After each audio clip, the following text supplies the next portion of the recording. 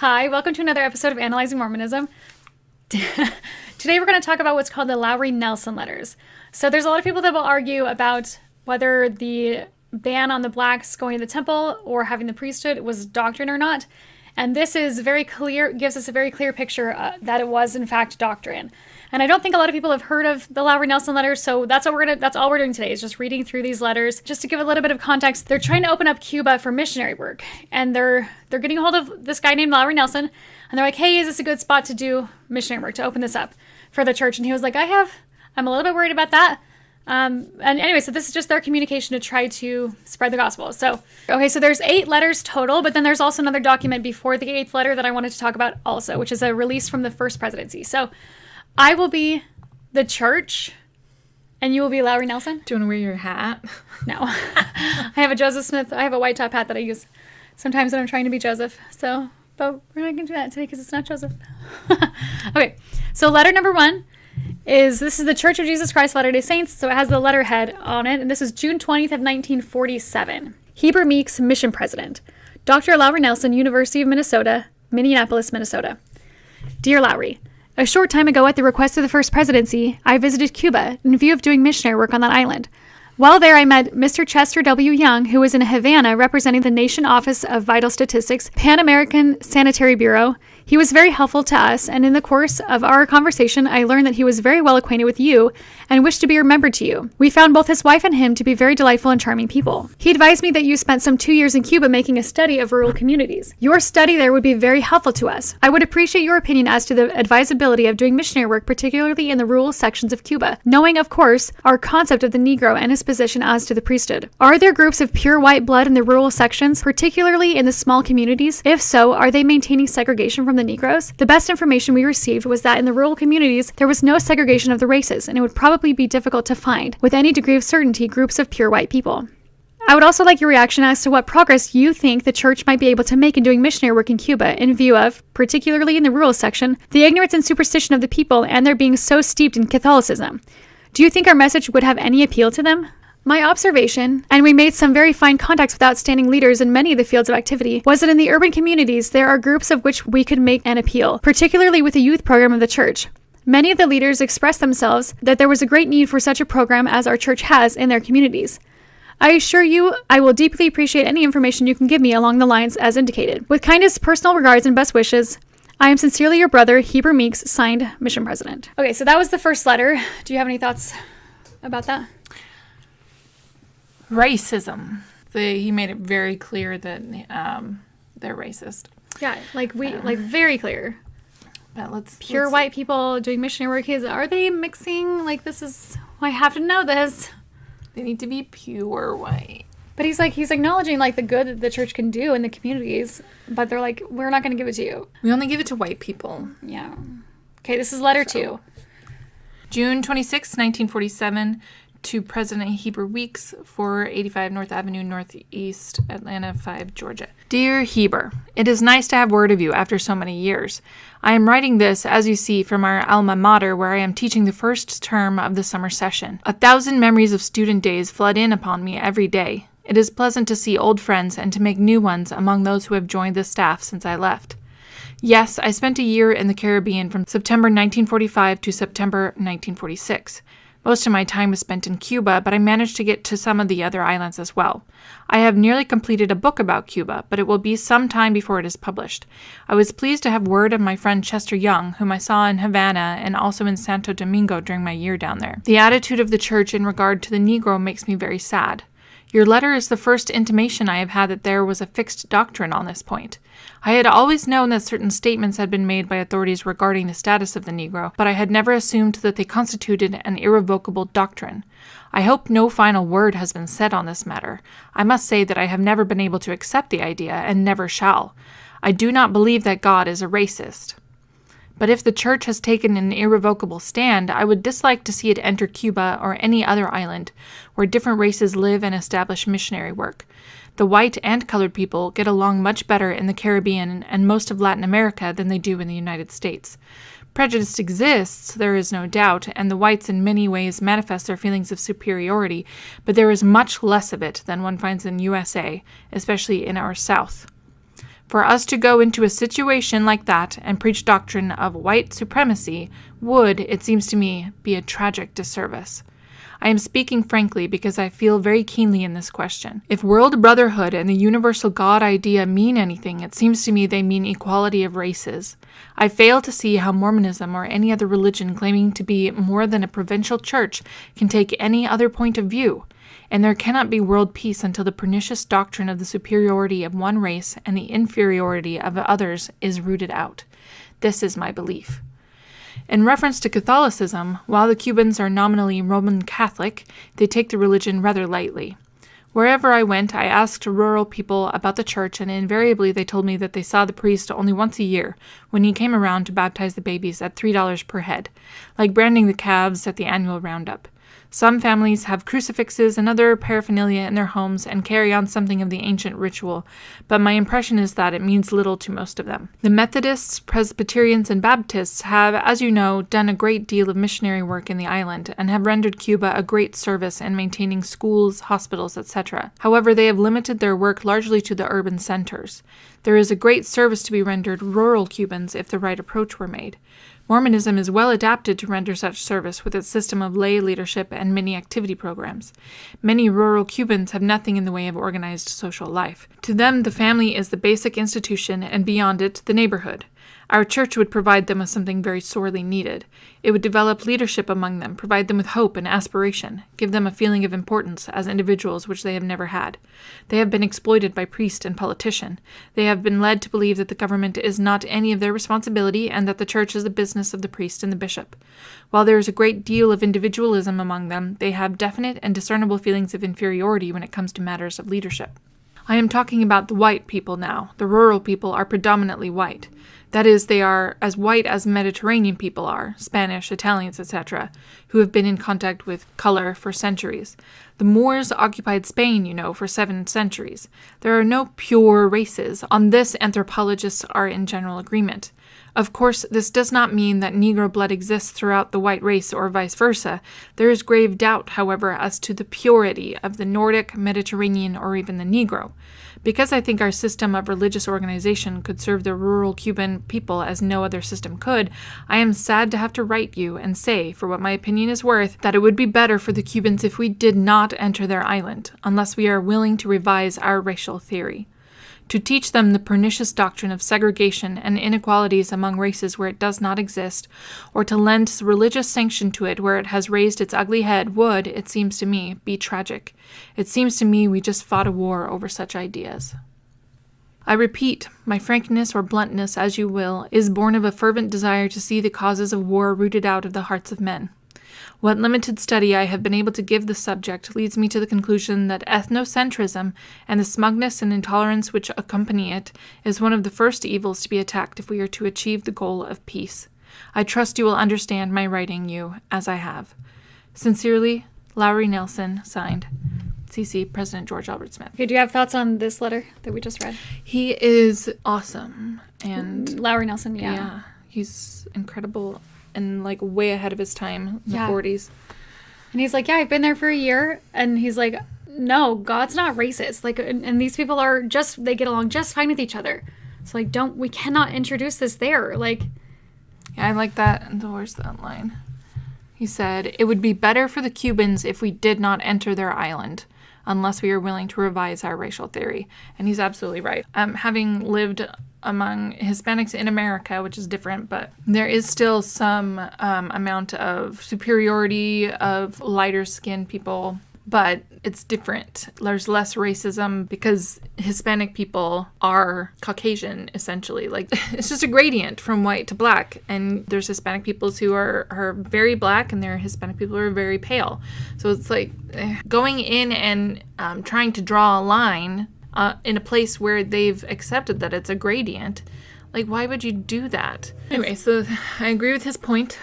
Oh, yeah, for sure. 100%. And I love that he says, there cannot be world peace until the pernicious doctrine of superiority of one race and the inferiority of others is rooted out.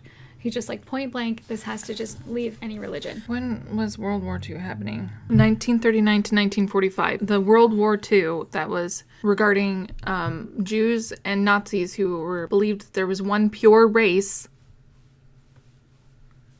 had just barely ended 2 years before, and then the church is like, oh yeah, we want a place that's only pure white people, like, so obviously, like, Nazi ideals. Yeah, and he also says there are no pure races. Everyone agrees that there are no pure races anymore at all.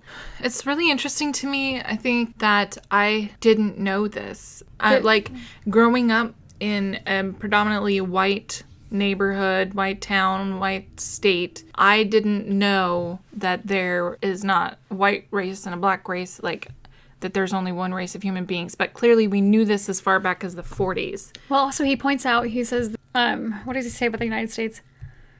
And how he's like, these countries are way better than the United States. Yeah, and I guess that's my point, is that growing up in the United States, in the 90s, I was still taught that there was separate races. Right. And like, oh, racism is bad, but there's separate races. And yeah. Yeah, I really feel like they push this, at least here in the States. But I don't know. and it feels like a new idea to me that, oh, we all came from black, and then we went across the world, and some of us lost pigmentation over the millions of years. This idea is not new, it turns out. As far back as the 40s, at least, and the church knew this. But it's still pushing. And, yeah. And so the church still didn't give blacks the priesthood until 1978, so...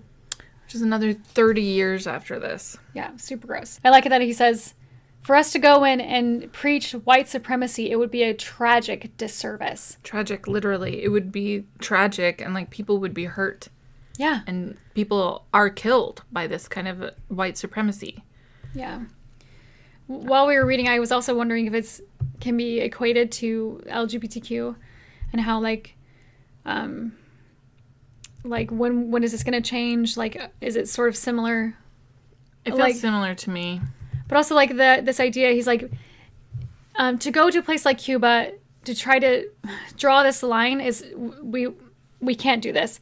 But also, like, I also think that missionaries should never knock on people's doors that are like us, like a gay couple, or who have a family that's together. I think that's a tragic disservice. If we were convinced of the gospel, and then we're like, hey, in order to be baptized, we have to break up, and you need to be married to a man, and I need to be married to a man. Like, we have a happy, sustainable family that's like taking care of each other, and like all our kids are happy and doing the best that we can, and you're gonna break that up just to why? Like, what does it benefit anybody? It doesn't benefit anybody anything. Right. And especially because I really think that the church is only holding on to homophobia because they need a bad guy. And this is the easiest one to have right now. And all the other fundamentalist Christian religions that are hanging on to the Trump bandwagon, they all agree the bad guy is gay people and trans people. So, and they need a bad guy. So that's super gross. Anyway, we can talk more about that, but let's go to letter 3. Okay, anyway, so this is letter number 3. So this is also Lowry Nelson. So on the same day that he wrote that letter to Heber Meeks, he's sending another letter to President George Albert Smith, probably because he's very concerned. So June 26, 1947, President George Albert Smith, 47 East South Temple, Salt Lake City, Utah. Dear President Smith, I am in receipt today of a letter from President Heber Meeks, an old school friend, copy of which I am enclosing together with a copy of my reply. It is self-explanatory. Perhaps I am out of order, so to speak, in expressing myself as I have. I have done so out of strong conviction on the subject, and with the added impression that there is no irrevocable church doctrine on this subject. I am not unaware of statements and impressions which have been passed down, but I had never been brought face to face with the possibility that the doctrine was finally crystallized. I devoutly hope that such crystallization has not taken place.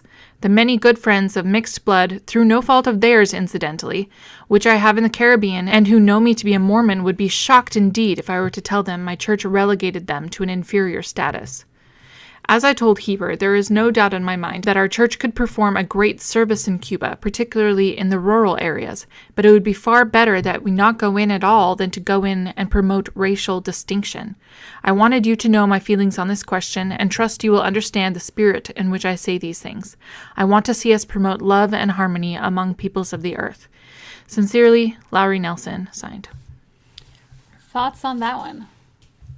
I love his backbone. He's like, I'm not just going to go to you, my friend. I'm going to go straight to the prophet of the church and say, hey, man, this sucks. Perhaps I am out of order, so to speak, in expressing myself as I have. I have done so out of strong conviction on the subject. Like, I know I might get in trouble for this and I might be out of place, but like, no, we can't go to Cuba.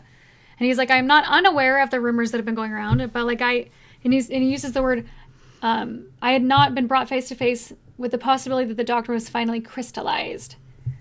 So I wonder how recently the racism had begun being preached in the church, because wait, what do you mean by that? What was Joseph Smith teaching that? Joseph was against a lot of things. He was I'd say he was pretty racist, but then whenever when he was running for his presidency, he changed his mind. He was like, we want to free all the slaves gradually, and we'll use the money from the land to help free them.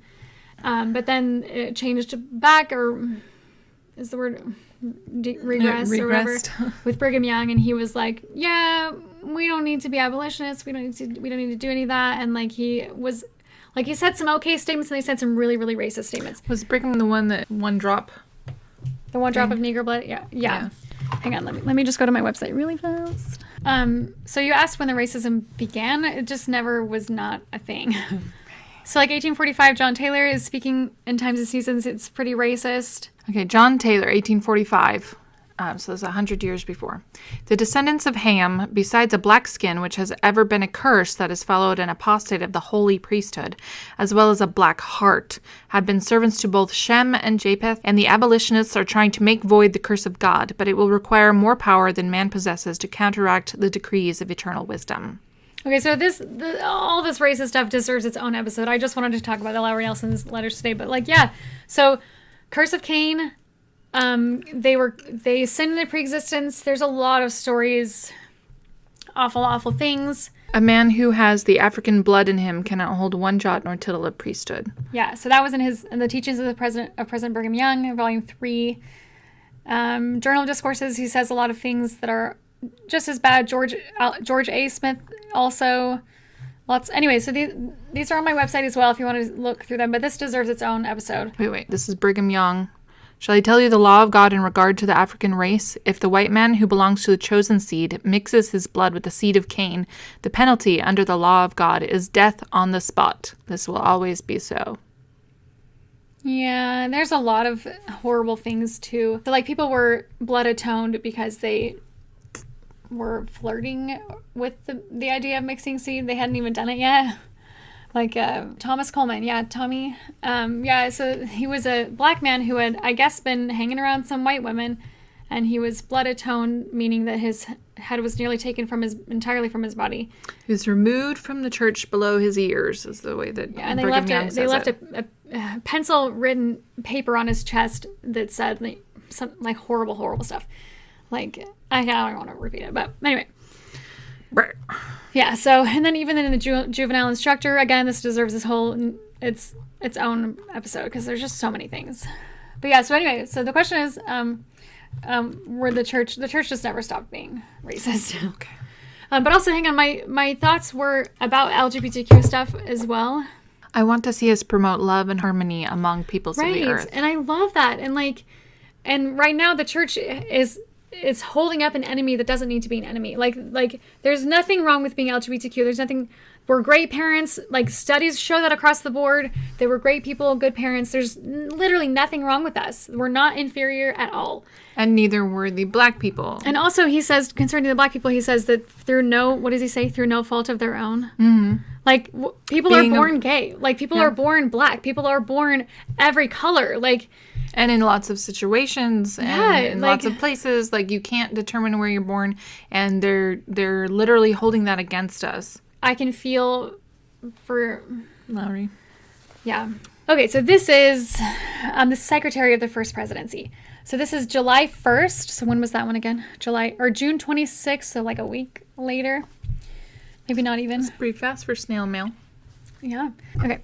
The Church of Jesus Christ of Latter-day Saints, Office of the First Presidency, Salt Lake City, 1, Utah, July 1st, 1947. Dr. Lowry Nelson, Utah. State Agricultural College, Logan, Utah. Dear Dr. Nelson, your letter on June 26 addressed to President Smith has been received. However, it did not contain a copy of your letter to President Meeks. I shall then be in a position to bring your communication to the attention of the President. The matter is incomplete without this letter.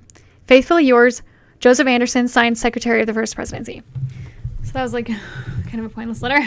Yeah. He's like, hey, you forgot to attach these files. You forgot your attachment. The 1940s version of that. You forgot to attach this. Okay, the First Presidency, right? So this is my turn. Okay, go ahead again. Okay, so hang on. Also, that was the first, and so they don't get back to Lowry Nelson until July 17th. So like 2 weeks. 2 weeks later. Snail mail. Yeah. Okay. Dr. Lowry Nelson, Utah State Agricultural College, Logan, Utah. Dear Brother Nelson, this is from the First Presidency. As you have been advised, your letter on June 26 was received in due course, 2 weeks. And likewise, we now have a copy of your letter to President Meeks. We have carefully considered their contents and are glad to advise you as follows. We make this initial remark.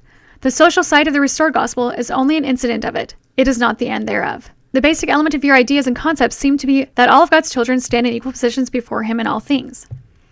Your knowledge of the gospel will indicate to you that this is contrary to the very fundamentals of God's dealings with Israel, dating from the time of his promise to Abraham regarding Abraham's seed and their position vis-a-vis God himself. Indeed, some of God's children were assigned to superior positions before the world was formed. We are aware that some higher critics do not accept this, but the church does. Dr. Lowry Nelson, your position seems to lose sight of the revelations of the Lord touching the pre-existence of our spirits, the rebellion in heaven, and the doctrines that our birth into this life and the advantages under which we may be born have a relationship in the life heretofore. From the days of the prophet Joseph even until now, it has been the doctrine of the church, never questioned by any of the church leaders, that the Negroes are not entitled to the full blessings of the gospel. He's even admitting right here, we've always been racist. Furthermore, your ideas, as we understand them, appear to contemplate the intermarriage of the Negro and the white races, a concept which has heretofore been most repugnant to most normal-minded people from the ancient patriarchs till now. Ew. God's rule for Israel, his chosen people, has been endogamous. Modern Israel has been similarly directed. We are not unmindful of the fact that there is a growing tendency, particularly among some educators, as it manifests itself in this area, toward the breaking down of the race barriers in the matter of intermarriage between whites and blacks. But it does not have the sanction of the church and is contrary to church doctrine. Faithfully yours, George Elber Smith. Signed, J. Reuben Clark, Jr., David M.K., the First Presidency. So endogenous, we have the definition here. Endogenous, adjective having an internal cause or origin. So God's rule for Israel, his chosen people, has been having an internal cause or origin. I would interpret it endogenous to mean God's rule for Israel, his chosen people, is to mix with themselves. Let's keep it in the family. Stay in here. Okay, hang on. What were your thoughts overall on this? I hated this letter. Tell us about that. Well, like, it's so bad. They're like, oh, and I think it gets worse later. I remember one of the letters being kind of bad. I mean, this is already really bad. So he's like, yeah, there's people that want to be progressive and teach that this is okay, but like, no. That's not us. And he's like, what your beliefs are contrary to the very fundamentals of God's dealings with Israel. He's like, God sanctioned racism. God sanctioned white supremacy. Like, why are you arguing with this? Also, like, it has been the doctrine of the church, never questioned by church leaders, that they're not entitled to the blessings of the gospel. Like, why have you never questioned it? And, like, this is one of the things that the women were doing in 2013. This is one of the things the women were doing in 2013 when they're like, can you just ask God if the women can have the priesthood? Like, can you just ask? Can you just question that? Can you just ask a question? All of Mormonism was based on one person asking one question. And they're like just not going to ever ask anything again? Well, that would be something you would do if the church was led by God. Is to ask questions? Is to receive continuing revelation. Right.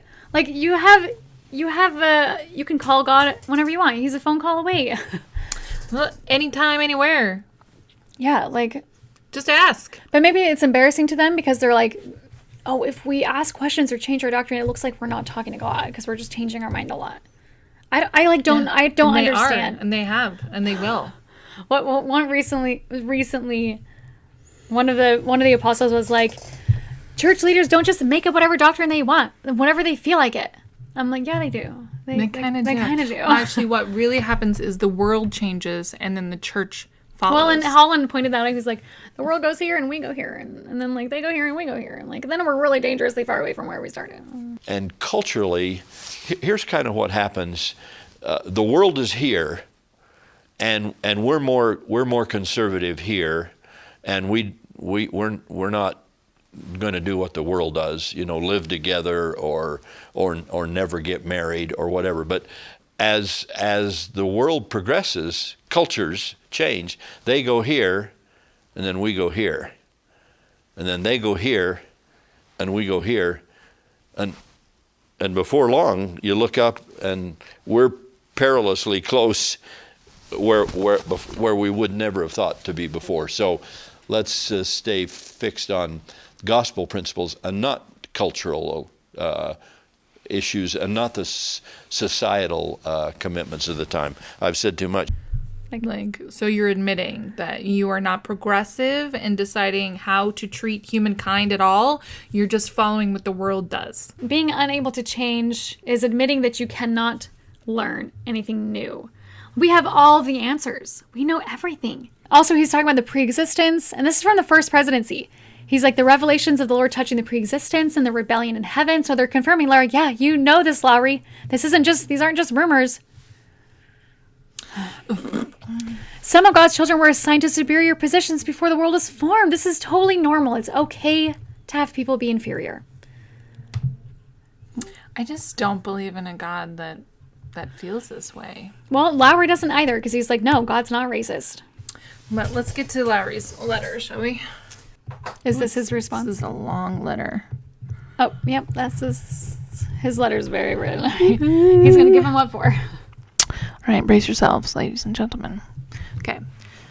Department of Agriculture University, Farm, St. Paul, 1, October 8th, 1947. So that's July, August, September, October. So it's like 3 months later. To the First Presidency, Church of Jesus Christ of Latter-day Saints, 47 East South Temple, Salt Lake City, Utah. Dear brethren, your letter of July 17th sent to me at Logan was forwarded here, but I had already left for Europe and so did not get it until I returned to my office September 8th. I want to thank you for it and the attention you gave me. The letter is, however, a disappointment to me, as you may surmise it would be, from what I said in my letter to President Meeks. It seems strange to me, in retrospect, as it must have seemed to you, that I should have never before had to face up to this doctrine of the Church relative to the Negro. I remember that it was discussed from time to time during my boyhood and youth, in priesthood meetings or elsewhere in church classes, and always someone would say something about the Negroes sitting on the fence during the council in heaven. They did not take a stand, it was said. Somehow, there was never any very strong conviction manifest regarding the doctrine, perhaps because the question was rather an academic one to us in Farron, where there were very few people who had ever seen a Negro, let alone having lived in the same community with them. So the doctrine was always passed over rather lightly, I should say, with no scripture ever being quoted or referred to regarding the matter, except perhaps to refer to the curse of Cain, or of Ham and Canaan. I went back and reread the letter the other evening. It was difficult to find any element of justice in Noah's behavior toward Ham, since the latter merely reported to his brothers that his father was lying there in a drunken state and in a nude condition, and the other boys put a cover over him. Because Ham reported his father's condition, he was cursed. He's like, this is stupid anyway. But anyway, I really have never come face to face with the issue until this summer. In the meantime, since my youth, I have chosen to spend my professional career in the field of the social sciences, the general purpose of which is to describe and understand human behavior. I probably should have had less difficulty with some of these problems, such as the race problem, had I remained in agronomy and chemistry, my undergraduate fields of specialization. Be that as it may, my experience has been what it has been. As a sociologist, I have sincerely tried, and am still trying, to understand human social relations, the varied forms of organization, the processes of conflict, cooperation, competition, assimilation, why peoples and cultures differ one from another, etc. As one studies the history and characteristics of human societies, one soon comes to recognize certain basic principles. One of these is social change. Any given society over the years undergoes changes. It is forever in a state of flux. Some scholars have regarded such change as progress and have even considered that progress as inevitable. Others chart the rise and fall of civilizations and think in terms of cyclical change. Others express still different hypotheses, but none of them consider society as a static entity. Another principle which stands out as one studies the development of cultures is the tendency of institutions to resist change. Although they are established or grow up, originally as means to the end of satisfying the needs of man, they, the institutions, tend to become ends in themselves. It seems to me that Jesus was trying to get this point over to the society of his day when he spoke of putting new wine in old bottles, and that the Sabbath was made for man and not man for the Sabbath. This was an affront to the legalism of the Pharisees and others of similar outlook, and of course the institutions had to be protected even at the cost of his crucifixion. Now, what does this add up to in my thinking?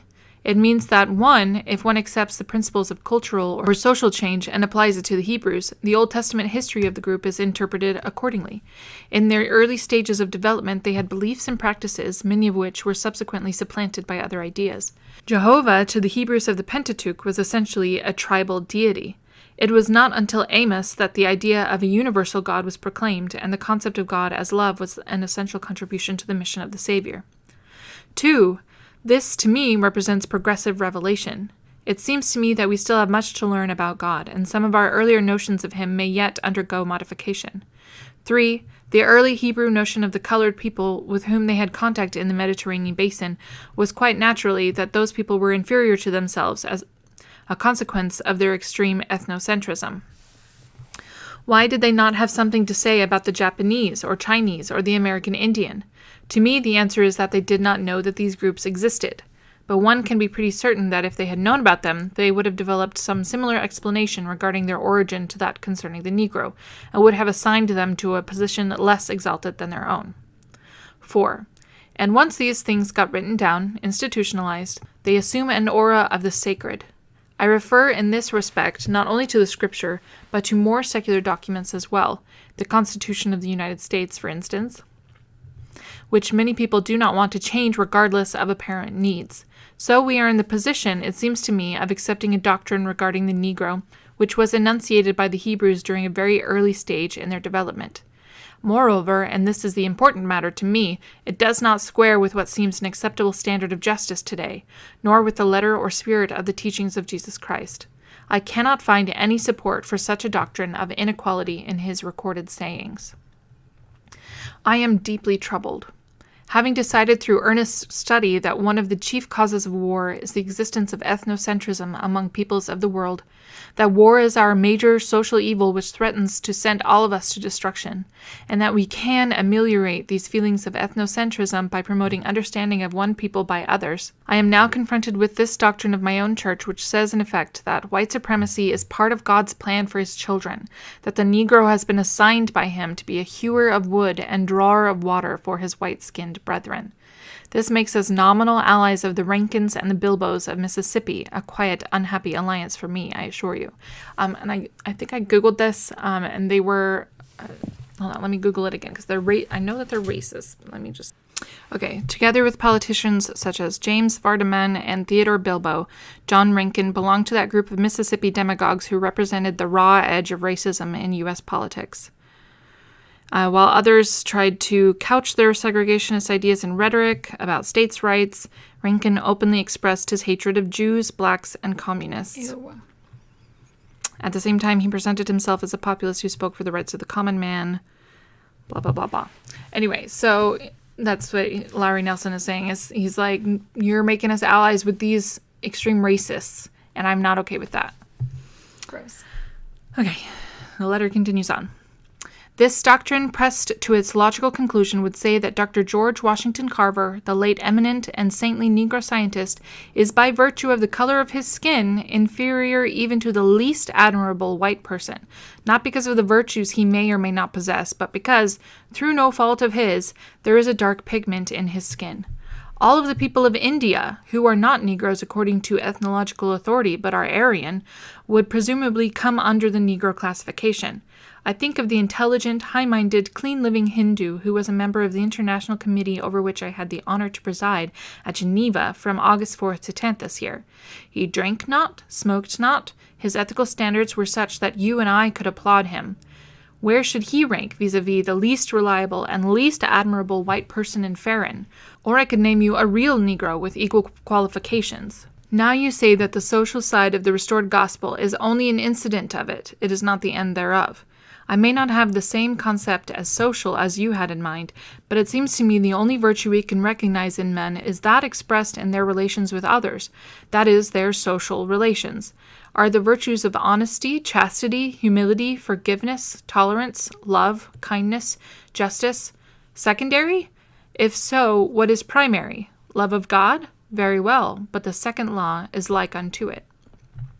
I must beg your forgiveness for this intrusion upon your time. I realize that I am only one among hundreds of thousands with whom you have to be concerned. My little troubles I must try to work out myself. But I desire to be understood. That's why I have gone to such length to set down here the steps in my thinking. I am trying to be honest with myself and with others. I am trying to find my way in what is a very confused world. After seeing the devastation of Europe this summer, World War II, I am appalled by the sight of it, and the contemplation of what mankind can collectively do to himself, unless somehow we, collectively, the human family, can put love of each other above hatred, and somehow come to a mutual respect based upon understanding, and recognize that others, although they may be different from us, are not by that fact alone inferior. Are we becoming so legalistic, after the fashion of the Pharisees, that we cannot adjust our institutions to the changing needs of mankind? Are we, as some have charged, more Hebraic than Christian? Sincerely, your brother, Lowry Nelson, Professor, Sociology. I wish I could attend his class. Oh, yeah. Like, I admire that he's writing this letter at all. Like, he says, I am deeply troubled by all of this, and I cannot find any support in any of this in the doctrine of equality. I really like the story where he's like, okay, so Ham tried to help his dad and he got cursed. Like, what's that about? Like, that'd be like trying to help your drunk dad get in the house, and then he kicks you off the will. Curses you. Yeah. He's like, and this all makes... your children forever shall be shunned. Yeah. He's like, this makes no sense. Also, like, how people live socially, that's a huge part of who we are. Right? Well, and I like all those descriptions, honesty, chastity, humility, forgiveness, tolerance, love, kindness, and justice. Those all have to do with how we are with other people, like how we interact with other people. So it's not a no man is an island situation. I had a lot of thoughts. I also like this line right here. White supremacy is part of God's plan for his children. Like, ew. Like, he's saying that he doesn't mean that, but like he's confronted with that's the church's outlook. Like, the Negro has been assigned by God to be a hewer of wood and a drawer of water for the white people. Like, ew. And also the sitting on the fence idea that they did not take a stand. I heard that a lot growing up. Like, in seminary, my teacher was telling us those things. Yeah, gross. Okay, so October, November. So the next letter is November 12th of 1947. And it's... the next month. It's really short. So this is my turn because it's the church. So this is the 7th letter. This was sent November 12th of 1947. So what did we say, a month later? Mm-hmm. Okay, and this is from the First Presidency to Dr. Nelson. Dr. Lowry Nelson, University of Minnesota, Department of Agriculture, University Farm, St. Paul, 1, Minnesota. Dear Brother Nelson, we have your letter of October 8th in further development of the matter discussed in your earlier letter. We feel very sure that you understand well the doctrines of the church, as he's quoting everything back to them. They are either true or not true. Our testimony is that they are true. Under these circumstances, we might not permit ourselves to be too much impressed by the reasonings of men, however well-founded they may seem to be. We should like to say this to you in all kindness and in all sincerity, that you are too fine a man to permit yourself to be led off from the principles of the gospel by worldly learning.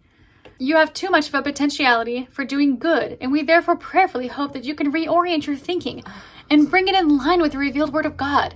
Faithfully yours, the First Presidency. G. Albert Smith, signed. This sounds like cult leaders. This is thought stopping. This is telling him to stop learning. Again, I keep thinking about the LGBTQ kind of stuff, or like any minority. Like, whoa, like you have a lot of worldly learning there, pal. Like, under these circumstances, we may not permit ourselves to be too much impressed by the reasonings of men, however well-founded they seem. You have a lot of potential, and we hope that you can reorient Ew, that was your gross. thinking. Fix your way of thinking so that it falls in line with what we want and what we're telling you. Okay, so this next one is not a letter, but it falls in place with the timeline.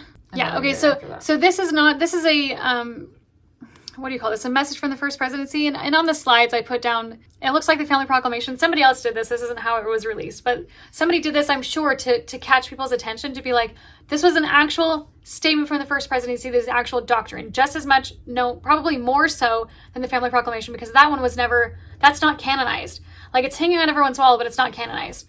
And that was only created to combat same-sex marriage in the first place.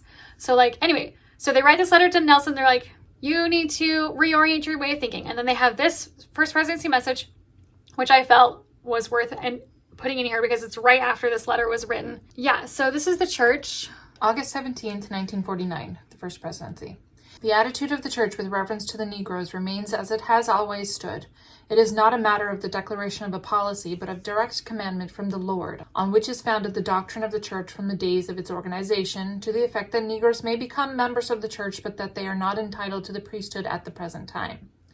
The prophets of the Lord have made several statements as to the operation of the principle. President Brigham Young said, "Why are so many inhabitants of the earth cursed with the skin of blackness? It comes in consequence of their fathers rejecting the power of the holy priesthood and the law of God. They will go down to death. And when all the rest of the children have received their blessings in the holy priesthood, then that curse will be removed from the seed of Cain, and they will then come up and possess the priesthood and receive all the blessings which we are now entitled to." President Wilford Woodruff made the following statement: "The day will come when all that race will be redeemed and possess all the blessings which we now have." The position of the church regarding the Negro may be understood when another doctrine of the church is kept in mind, namely that the conduct of spirits in the premortal existence has some determining effect upon the conditions and circumstances under which these spirits take on mortality, and that while the details of this principle have not been made known, the mortality is a privilege that is given to those who maintain their first estate, and that the worth of the privilege is so great that spirits are willing to come to earth and take on bodies no matter what the handicap may be as to the kind of bodies they are to secure, and that among the handicaps, failure of the right to enjoy immortality, the blessings of the priesthood, is a handicap which spirits are willing to assume in order that they might come to earth. Under this principle, there is no injustice whatsoever involved in this deprivation as to the holding of the priesthood by the Negroes. So not only is he saying that they're less worthy, he's also calling them handicapped. Yeah, he's calling black skin a handicap. And not being able to have the priesthood. The only what is the definition of handicap? Okay, so a circumstance that makes progress or success difficult.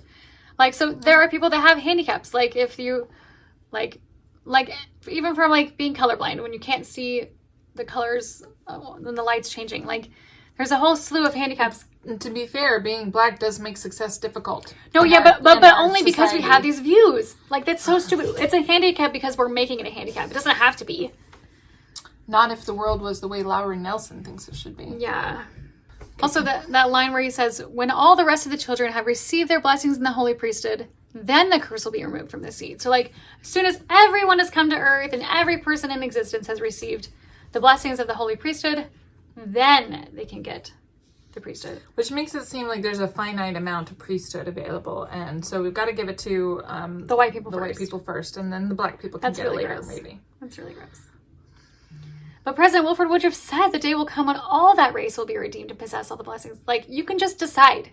You can just decide. Which is what happened. But only for a specific reason. But anyway, so the last letter was from May 23rd of 1952. So a long time later. So the last letter was 47, and then this last letter is 52. So the Church of Jesus Christ of Latter-day Saints, Office of the First Presidency, Salt Lake City, 1, Utah. Mr. Lowry Nelson, 1075 14th Avenue, Southeast, Minneapolis, 14, Minnesota. Dear Brother Nelson, your letter without date addressed to President McKay was duly received, with which you transmitted an article which you say you intend to publish. President McKay wishes me to say that obviously you are entirely within your rights to publish any article you wish. I should like to add on my own account, however, that when a member of the church sets himself up against doctrines preached by the prophet Joseph Smith and by those who have succeeded him in the high office which he held, he is moving into a very dangerous position for himself personally. Sincerely yours, Joseph Anderson, signed, Secretary of the First Presidency. When did Lowry Nelson die? He died in 1986. Oh god, he lived. Whew. Oh, you're wondering if he got blood atoned or something? Yeah. 1978 is when they got the priesthood, so he saw that, right? Lowry Nelson. Okay, so yeah, just that little thread at the end, it was so awful. He's like, yeah, of course you can you have agency. You can publish whatever you want. But it's a bad idea. But also, like, whoever goes up against the doctrines preached by Joseph Smith and by those who succeeded him, I can list off like 10 things that Joseph Smith taught one way and then we teach differently now, or that is taught differently now. They're giving themselves an out because by those who have succeeded him in the high office, like, don't question any of the prophets. They all did the exact right thing.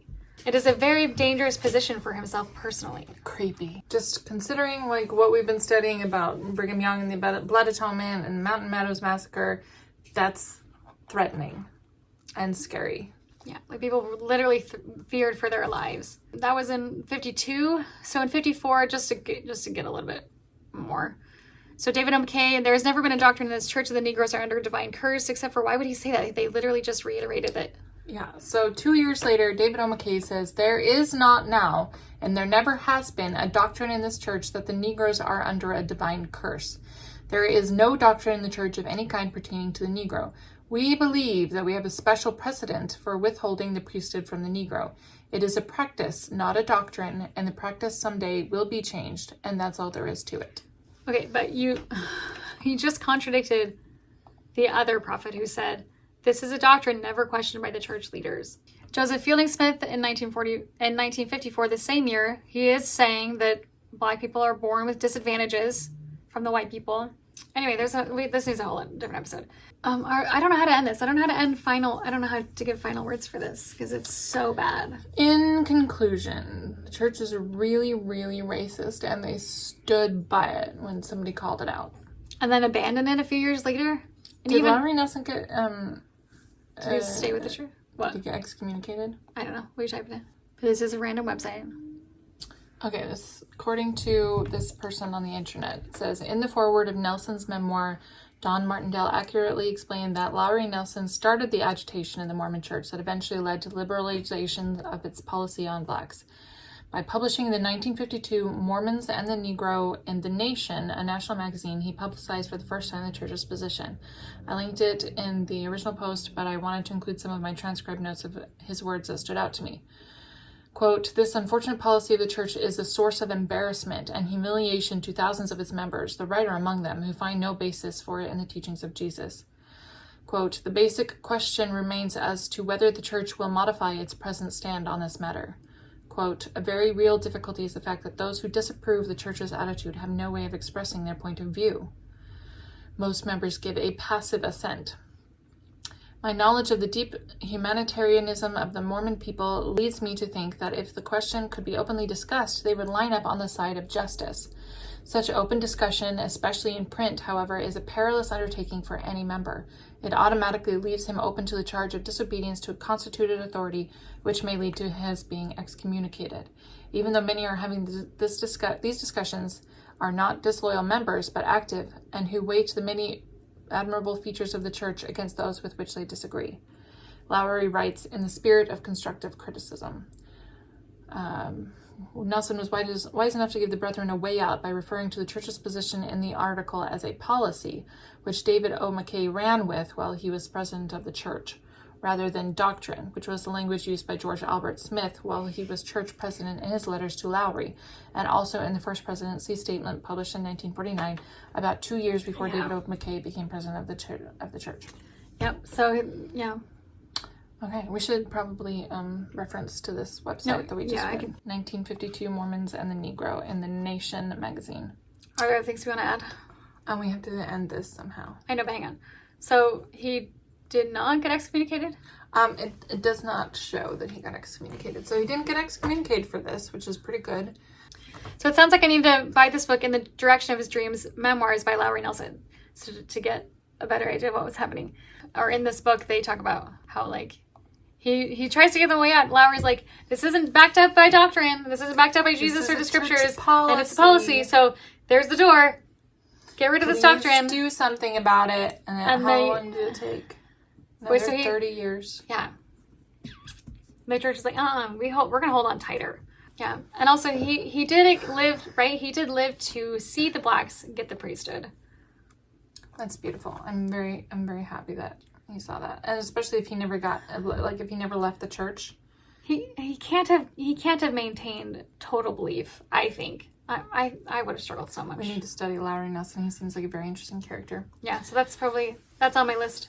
Anyway, so please forgive our learning along with you, unless you're a listener who knows everything, in which case, one of these next times we can go over, I don't want to ever do comprehensive stuff I won't ever say that I have all the evidence of the racism in the church, but on my website I have a good chunk, and so maybe we can go through all of those and break it down from the birth of the church to now, or till at least 1978, if not now, because I still feel like the church is still holding on to some degree.